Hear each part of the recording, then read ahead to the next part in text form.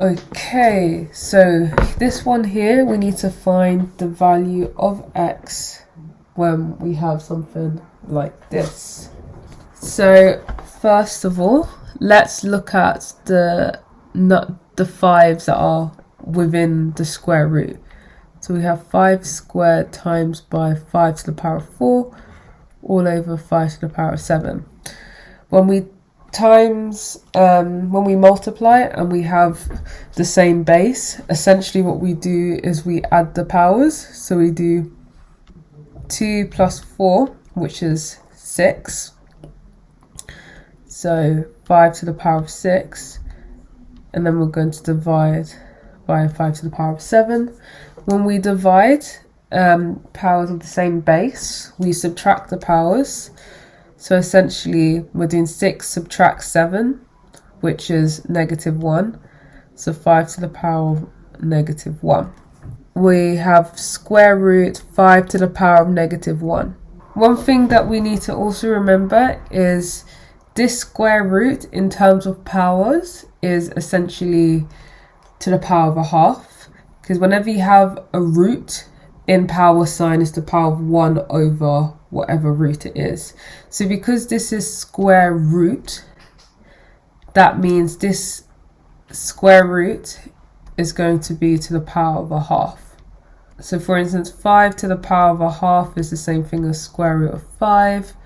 5 to the power of a third is the same thing as cube root of 5.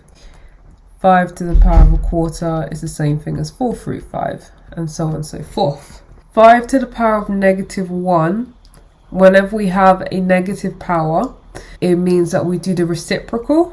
So 5 to the power of -1/2 is essentially, no, to a -1, sorry, is essentially 1/5. And that's how we get this 1/5, right? As we can see, we've got an x there. So what is that x going to be? That x is going to be a half right here. So let me write it here. Therefore, x is equal to a half. Now we've got this one, so we have to solve this one right here. So 3 minus 2x over 4 is equal to x. First thing we want to do when we want to solve an equation is essentially we want to get rid of the fraction, because we don't really like fractions. In order to get rid of a fraction, we have to get rid of the denominator. And in order to get rid of the denominator, we are multiplying by whatever the number is. So here, the denominator is 4, so we're going to multiply both sides by 4 to get rid of that 4. When we times the left-hand side by 4, we essentially get rid of this 4, and we just get 3 minus 2x. And then when we multiply the right hand side by 4, we just get 4x. Then from here, to solve a linear equation or to solve an equation, we need to know, well, we need to figure out what x is. So essentially what we're doing, we're going to make x the subject.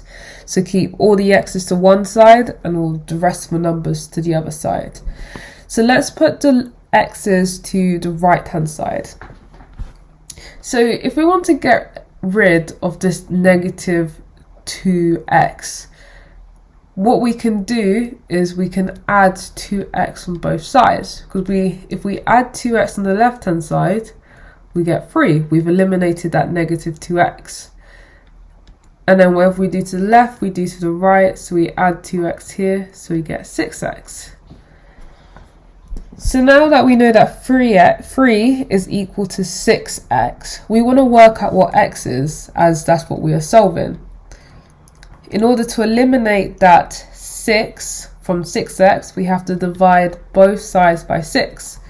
3 divided by 6, oh, that's a half. So x must be a half. Okay, let's see this one here. Solve this linear equation.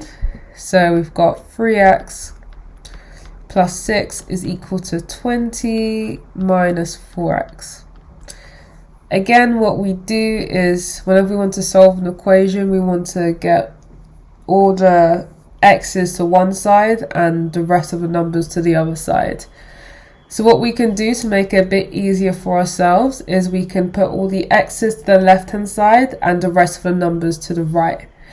So if we want to eliminate this negative 4x, what we can do is we can add 4x to both sides. So if we add 4x to both sides, we get 7x plus 6 is equal to 20.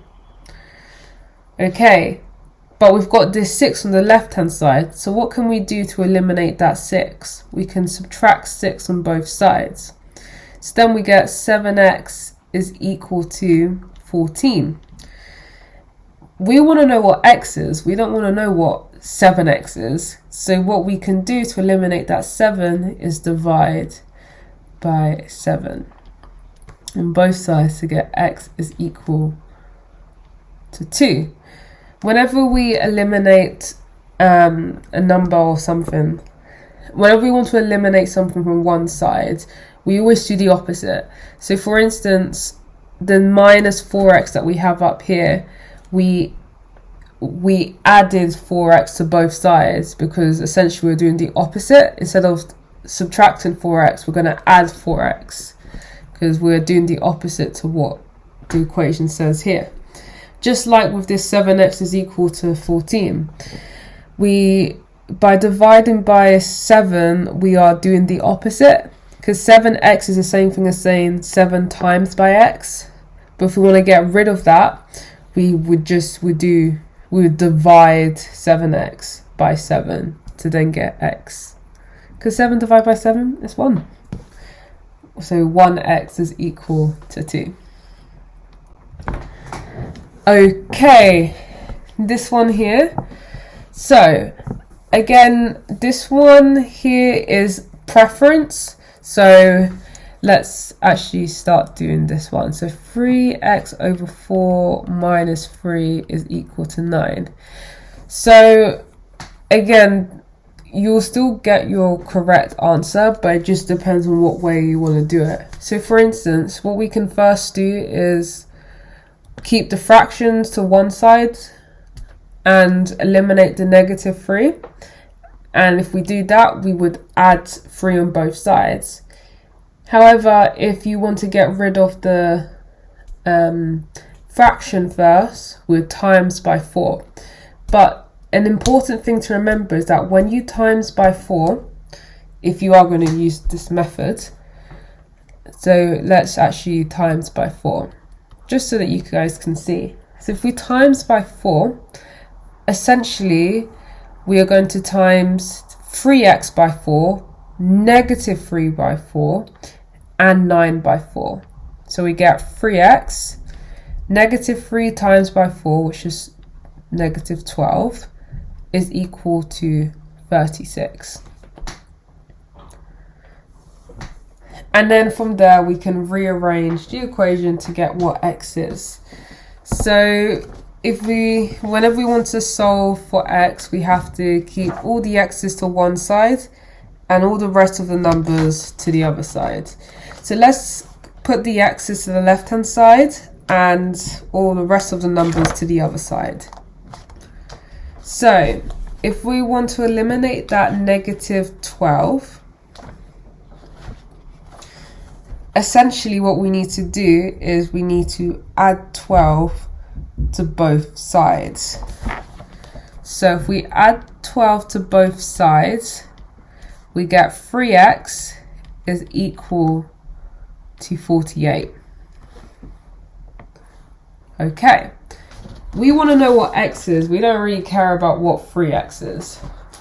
So in order to get rid of that 3, we're going to divide both sides by 3.